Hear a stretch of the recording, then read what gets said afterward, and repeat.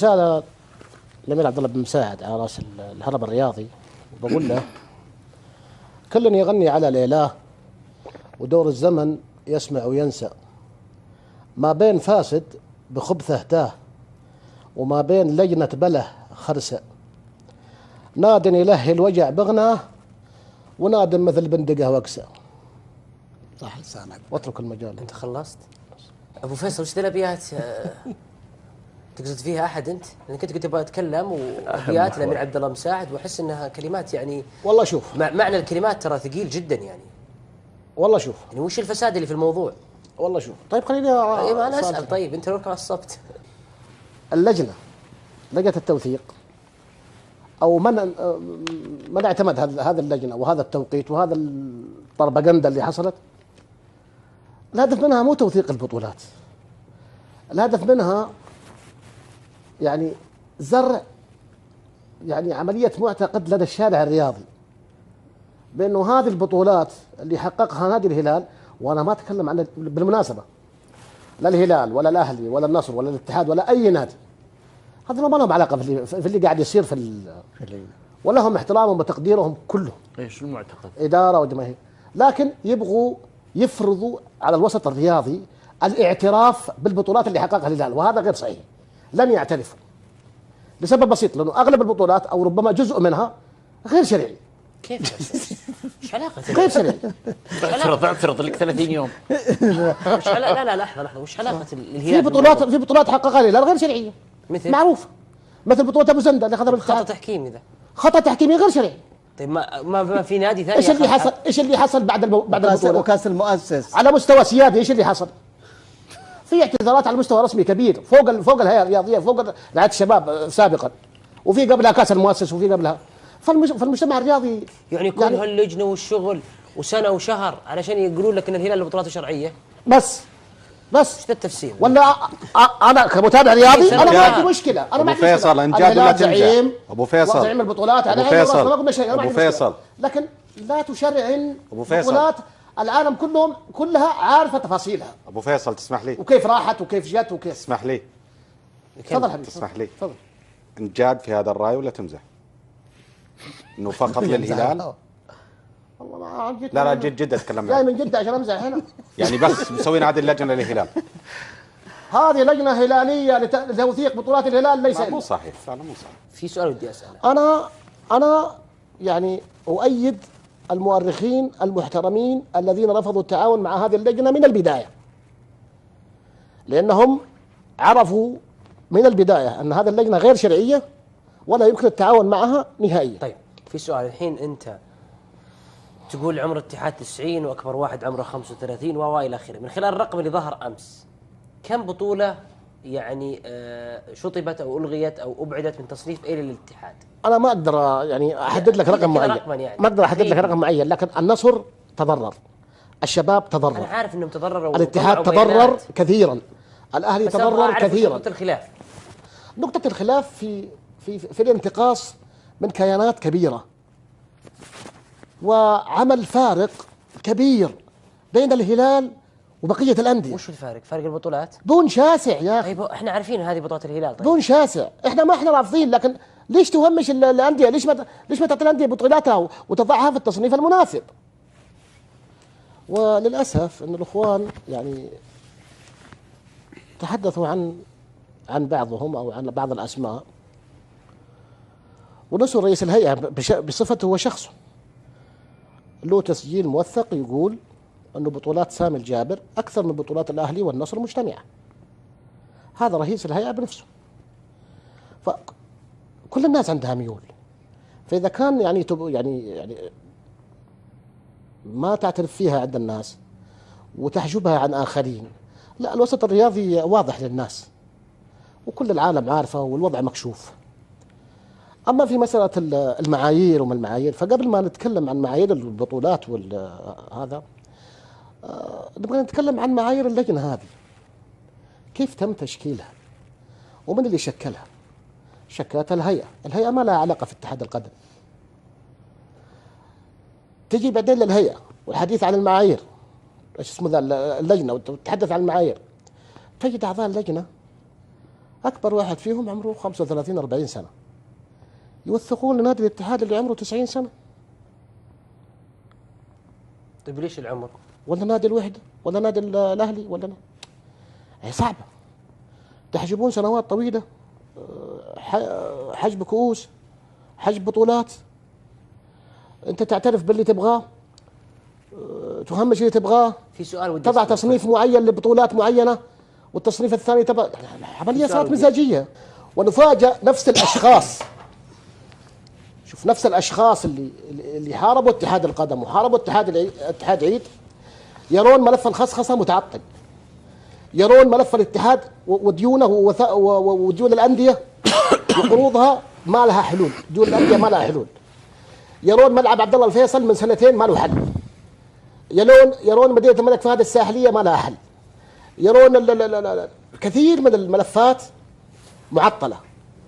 أنا يعجبني في الهيئة أن عندها استراتيجية التنظير الفضائي، ورش العمل، شغل المكتب ما يحتاج، أما عمليا لا شيء.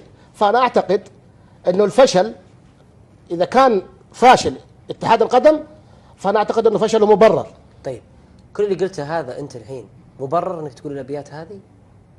نعم إلى حد كبير نعم. بنفس معنى الأبيات لنفس الشخص اللي أنت توجهه له؟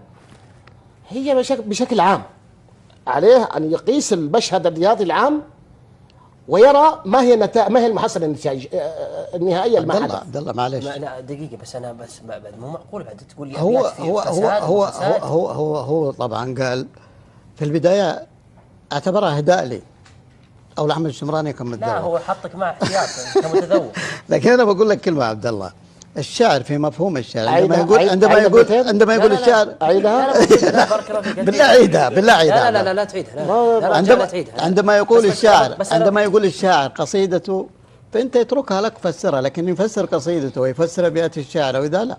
طيب انا بقول لك حاجه، هو مو نص قانوني، هذا الشعر. وانا قلت انها تدل دربها على لا هي ما تدل دربها برا البرنامج، لكن وسط البرنامج لما ننتقد يجب ان يكون انتقادنا لعمل شخص معين. يعني انا اوكي بمشي مع مجازا بالكلام اللي قال عن تعثر، عن ملعب، عن الى اخره، هذا اوكي من حق الشخص انه ينتقد الاعمال هذه. بس ان نوجه اتهام بطريقه ابيات، حكمه، تلميحه تدل دربها، هذه طيب خلينا مش على برنامج. طيب ليش العمر؟ ولا نادي الوحدة ولا نادي الأهلي ولا هي صعبة. تحجبون سنوات طويلة، حجب كؤوس، حجب بطولات. أنت تعترف باللي تبغاه، تهمش اللي تبغاه، في سؤال ودي تضع تصنيف معين لبطولات معينة والتصنيف الثاني تبع. عملية صارت مزاجية. ونفاجأ نفس الأشخاص، شوف نفس الأشخاص اللي حاربوا اتحاد القدم وحاربوا اتحاد عيد، يرون ملف الخصخصة متعطل، يرون ملف الاتحاد وديونه وديون الأندية وقروضها ما لها حلول، ديون الأندية ما لها حلول. يرون ملعب عبد الله الفيصل من سنتين ما له حل. يرون مدينة الملك فهد الساحلية ما لها حل. يرون كثير من الملفات معطلة. أنا يعجبني في الهيئة أن عندها استراتيجية التنظير الفضائي، ورش العمل، شغل المكتب ما يحتاج، أما عمليا لا شيء.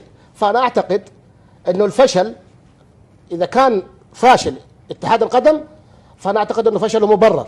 طيب ليش ما تعطي الأندية بطولاتها وتضعها في التصنيف المناسب؟ وللأسف أن الأخوان يعني تحدثوا عن بعضهم أو عن بعض الأسماء، ونسوا رئيس الهيئة بصفته هو شخصه له تسجيل موثق يقول أنه بطولات سامي الجابر أكثر من بطولات الأهلي والنصر مجتمعة. هذا رئيس الهيئة بنفسه. فكل الناس عندها ميول، فإذا كان يعني ما تعترف فيها عند الناس وتحجبها عن آخرين، لا الوسط الرياضي واضح للناس وكل العالم عارفه والوضع مكشوف.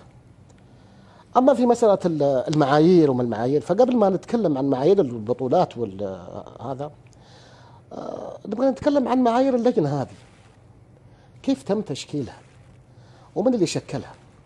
شكلتها الهيئة ما لها علاقة في اتحاد القدم. تجي بعدين للهيئه والحديث عن المعايير، ايش اسمه ذا اللجنه، وتتحدث عن المعايير، تجد اعضاء اللجنه اكبر واحد فيهم عمره 35 40 سنه يوثقون لنادي الاتحاد اللي عمره 90 سنه في اللي قاعد يصير ولهم احترامهم وتقديرهم كلهم، ايش المعتقد؟ اداره وجماهير، لكن يبغوا يفرضوا على الوسط الرياضي الاعتراف بالبطولات اللي حققها الهلال، وهذا غير صحيح. لن يعترفوا لسبب بسيط، لانه اغلب البطولات او ربما جزء منها غير شرعي. كيف؟ ايش علاقة؟ غير شرعي. اعترض لك 30 يوم. وش لا لا لحظة، وش علاقة الهلال؟ في بطولات حققها الهلال غير شرعية. مثل؟ معروف. مثل بطولة ابو زنده اللي اخذها خطأ تحكيمي ذا. خطأ تحكيمي غير شرعي. طيب ما في نادي ثاني؟ ايش اللي حصل بعد البطولة؟ وكاس المؤسس على مستوى سيادي ايش اللي حصل؟ في اعتذارات على مستوى رسمي كبير فوق الهيئة الرياضية، فوق رعاية الشباب سابقا، وفي قبلها كاس المؤسس وفي قبلها. فالمجتمع الرياضي يعني كل هاللجنة والشغل وسنة وشهر علشان يقولون لك ان الهلال بطولاته شرعية بس ايش ذا التفسير؟ ولا انا كمتابع رياضي انا ما عندي مشكله، انا ما ابو فيصل انجاد ولا تنجح؟ ابو فيصل زعيم البطولات، ابو فيصل ابو فيصل، لكن لا تشرعن ابو فيصل بطولات العالم كلها عارفه تفاصيلها. ابو فيصل تسمح لي؟ وكيف راحت وكيف جت وكيف. تسمح لي؟ تفضل حبيبي. تسمح لي؟ تفضل. انجاد في هذا الراي ولا تمزح؟ انه فقط للهلال؟ والله ما جد. لا جد اتكلم جاي معك. من جده عشان امزح هنا. يعني بس مسوين هذه اللجنه للهلال. هذه لجنه هلاليه لتوثيق بطولات الهلال، ليس مو صحيح، فعلا مو صحيح. في سؤال ودي اساله. انا يعني اؤيد المؤرخين المحترمين الذين رفضوا التعاون مع هذه اللجنه من البدايه، لانهم عرفوا من البدايه ان هذه اللجنه غير شرعيه ولا يمكن التعاون معها نهائيا. طيب في سؤال، الحين انت تقول عمر الاتحاد 90 واكبر واحد عمره 35 والى اخره، من خلال الرقم اللي ظهر امس كم بطوله يعني شطبت او الغيت او ابعدت من تصنيف الى الاتحاد؟ انا ما اقدر يعني احدد لك رقم معين، يعني ما اقدر احدد لك رقم معين، لكن النصر تضرر، الشباب تضرر، انا عارف انهم تضرروا، الاتحاد تضرر كثيرا، الاهلي تضرر كثيرا. نقطة الخلاف، نقطة الخلاف في الانتقاص من كيانات كبيرة وعمل فارق كبير بين الهلال وبقية الأندية. وش الفارق؟ فارق البطولات؟ دون شاسع يا أخي. طيب احنا عارفين هذه بطولة الهلال. طيب دون شاسع، احنا رافضين، لكن ليش تهمش الأندية؟ ليش ما رسالة الأمير عبد الله بن مساعد على رأس الهرم الرياضي، وبقول له كل يغني على ليلاه ودور الزمن يسمع وينسى، ما بين فاسد بخبثه تاه وما بين لجنة بله خرسة، ناد يلهي الوجع بغناه ونادم مثل بندقه وكسه. صح لسانك. واترك المجال. انت خلصت؟ ابو فيصل وش ذي الابيات تقصد فيها احد انت؟ لانك كنت تبغى اتكلم وابيات الامير عبد الله مساعد واحس انها كلمات يعني والله شوف معنى الكلمات ترى ثقيل جدا يعني. والله شوف يعني وش الفساد اللي في الموضوع؟ والله شوف. طيب خليني طيب انا اسال. طيب انت لو عصبت اللجنه لجنه التوثيق او من اعتمد هذه اللجنه وهذا التوقيت وهذا البروباغندا اللي حصلت، الهدف منها مو توثيق البطولات، الهدف منها يعني زرع يعني عمليه معتقد لدى الشارع الرياضي بانه هذه البطولات اللي حققها نادي الهلال، وانا ما اتكلم عن بالمناسبه لا الهلال ولا الاهلي ولا النصر ولا الاتحاد ولا اي نادي، هذا ما لهم علاقه